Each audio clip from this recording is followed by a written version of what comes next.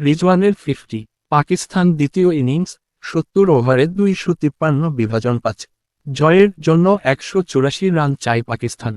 বাংলাদেশের দরকার 5 wicket. Test ক্যারিয়ারে 14তম 50 পেলেন রিজওয়ান, 51 তারা চিহ্ন। সালমানের সঙ্গে ষষ্ঠ উইকেটে 91 রানের অবিচ্ছিন্ন জুটি গড়েছেন। সালমান অন্য প্রান্তে 42 রানে অপরাজিত। বেঁচে গেলেন সালমান। পাকিস্তান দ্বিতীয় ইনিংস, 73.1 ওভারে 268 বিভাজন 5। জয়ের জন্য 169 রান চাই পাকিস্তান। বাংলাদেশের দরকার 5 উইকেট। 73তম ওভারের তৃতীয় বলে রান আউট হওয়া থেকে বাঁচলেন রিজওয়ান।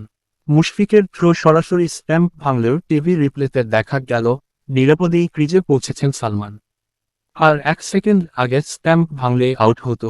ষষ্ঠ উইকেটে 104 রানের অবিচ্ছিন্ন জুটি গড়েছেন সালমান রিজওয়ান।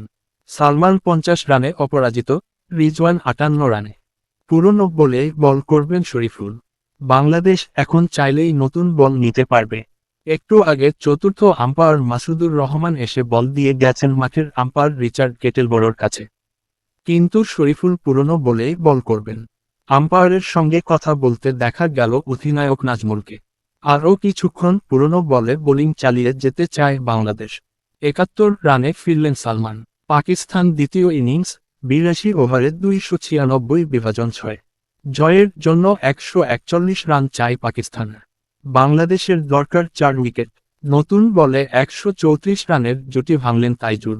পাকিস্তানকে রেকর্ড রান তাড়া করার পথে রাখা সালমানকে বোল্ড করেছেন স্পিনার।